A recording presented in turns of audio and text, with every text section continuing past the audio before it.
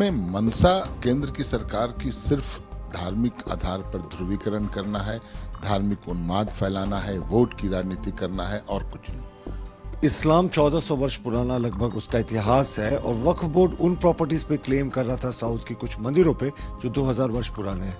तो ये सीधी दादागिरी थी, ये कानून का मौखौल उड़ाने वाली बात थी। देखिए, एक लंबे अरसे से ये देश वक्फ बोर्ड जैसे ड्रैंकोनियन एक्ट को ढो रहा था। इनको इतनी असीम शक्तियां थी कि किसी भी जमीन को अपनी जमीन बता सकते थे। हमारी केंद्र की सरकार ने पार्लियामेंट में पेश करके जेपीसी बनाया। जेपीसी में जो अमेंडमेंट्स प्रपोज किया गया उसको स्वीकार किया गया बहुमत के आधार पर, जिसे कुछ को रिजेक्ट भी किया गया और अब ये फाइनली पार्लियामेंट में टेबल होने के लिए तैयार है। मुझे लगता है सभी दलों को दलगत भावना से ऊपर उठकर जो भी जेपीसी की रिपोर्ट है, फाइनल रिपोर्ट है, उसको स्वीकार करना चाहिए, क्योंकि वक्फ बोर्ड आप देखें वो लिमिट क्रॉस कर गया था। अब इस्लाम 1400 वर्ष पुराना लगभग उसका इतिहास है और वक्फ बोर्ड उन प्रॉपर्टीज पे क्लेम कर रहा था साउथ की कुछ मंदिरों पे जो 2000 वर्ष पुराने हैं। तो ये सीधी दादागिरी थी, ये कानून का मौखौल उड़ाने वाली बात थी। हमें मांग करते हैं सभी राजनीतिक दलों से कि इस पर एक मत हो और वक्फ बोर्ड के जो ड्रैंकोनियन प्रोविजंस हैं, जो खतरनाक प्रोविजन है किसी की जमीन को ले लेने के, वैसे प्रोविजंस को समाप्त किया जाए। सर, सुप्रीम कोर्ट ने चुनाव से पहले मुफ्त उपहारों के वादों की निंदा की है। उन्होंने कहा है कि क्या हम परजीवियों का ऐसा एक वर्ग नहीं बना रहे हैं। सुप्रीम कोर्ट ने कहा है कि चुनाव से ठीक पहले मुफ्त उपहारों का वादा करने की प्रथा मुख्य धारा में लाने और विकास की योगदान देने के बजाय क्या हम परजीवियों का ऐसा वर्ग नहीं खड़ा कर रहे हैं जो देश में मुफ्त की चीज़ों पे आश्रित हो गई है। देखिए, भारतीय जनता पार्टी के नेतृत्व वाली एनडीए की सरकार जहां भी है वहां हमने जो भी इस तरीके की घोषणाएं की हैं वो महिलाओं को सशक्त करने के लिए किया है, महिलाओं को आत्मनिर्भर बनाने के लिए किया है। बुजुर्गों को अगर हम लोगों ने राहत दी है तो उनको भी आत्मनिर्भर बनाने के लिए किया है। और जहां तक विपक्ष के शासित राज्यों की बात है तो उन्होंने फंड्स को डाइवर्ट कर दिया है। अब आप झारखंड की बात देखें तो यहाँ मैया सम्मान योजना के तहत 25-2500 रुपया देने का प्रावधान है सभी महिलाओं को। करीब 59 लाख महिलाएं लाभान्वित होती हैं। तो उसमें इन्होंने पेयजल विभाग के फंड को और खाद्य आपूर्ति विभाग के फंड को, जो मेन डिपार्टमेंट्स हैं, जो आम आदमी से जुड़े विभाग हैं, उनके पैसे को सरेंडर करा के पैसे का डाइवर्जन किया। ये हमारे नज़रिए और उनके नज़रिए में अंतर है। हम आंतरिक स्रोत से पैसा इकट्ठा करते हैं और महिलाओं को सशक्त करते हैं। ये तो वही कांग्रेस है ना जो 20-30 वर्षों से गरीबी हटाओ का नारा देकर देश में रही। हमने गरीबों को राहत पहुंचाई है और वो आंतरिक स्रोत से, कोई पैसे का डाइवर्जन नहीं करके। तो सुप्रीम कोर्ट की यह टिप्पणी उन दलों के लिए आईना है जिन्होंने पैसे को डाइवर्ट करके जो मुख्य विभाग हैं उनमें कटौती की है। विपक्ष का कहना है कि इसकी शुरुआत बीजेपी ने की थी और जहां तक सशक्तिकरण की बात यानी मुख्य धारा में लाने की बात है तो ये केंद्र की जिम्मे है। हम और राज्य सरकार तो कुछ अपने जो पिछड़े और आश्रित वर्ग के लोग हैं उनको सहायता राशि प्रदान कर रही है ताकि वो मुख्य धारा में लौट सके। देखिए, भारतीय जनता पार्टी ने मध्य प्रदेश में जो भी लाडली बहन योजना की थी तो वो उसका मुख्य उद्देश्य था कि बच्चियां पढ़ सकें और तमाम सुविधाएं उनको मिल सके, वो आत्मनिर्भर हो सके और वो पुरुषों के बराबर उन बच्चियों को दर्जा मिल सके, बच्चों के बराबर और बच्चियों में अंतर ना हो। लेकिन उसके लिए कोई फंड का डाइवर्जन नहीं हुआ। राज्य ने बजट में अलग से प्रावधान किया, आंतरिक स्रोत से जनरेट किया। केंद्र की जिम्मेवारी पक्की है, लेकिन आप बताएं राज्यों ने क्या किया अभी तक। और केंद्र में तो कांग्रेस 50 वर्षों तक सरकार में रही। आज भी स्थिति ऐसी क्यों है कि महिलाओं को सशक्त करने के लिए सीधे तौर पर सहायता देने की जरूरत पड़ रही है? इसलिए कि 50 वर्षों से इनकी नकारा नीतियों को अभी भी देश झेल रहा है। Supreme court slams freebies promised before polls. Supreme court से are we not creating a class of parasites? See, the Supreme Court judgment has to be taken in the light in which many state governments ruled by the opposition have diverted funds meant for main departments like water supply department, like food and civic supply department. They have diverted the funds meant for these departments and diverted it into the freebies scheme. If you look at us, our state governments or our central government, whenever they are giving any grants to the poor to make them come to the mainstream, we have always created funds by internal resources. We have not diverted any funds. So you can't call that freebies. That is for strengthening the poor. But when the opposition just does it before the elections, that is freebies. And we have always said we'll do it with our own internal resources, not divert funds. Look at what has happened in Jharkhand.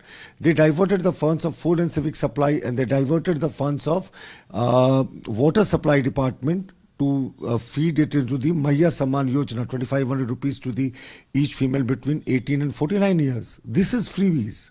But we have generated funds by internal resources. And the Supreme Court judgment should be taken seriously by the opposition ruled states. Sir, a JPC report on Waqf Board likely to be tabled in Parliament today. Reports the Joint Committee of Parliament on Waqf Amendment will adopt the report on the draft legislation by 15-11 majority vote. It was present in Lok Sabha on February 1. See, the Waqf Board Act is a product of the appeasement politics of the Congress governments.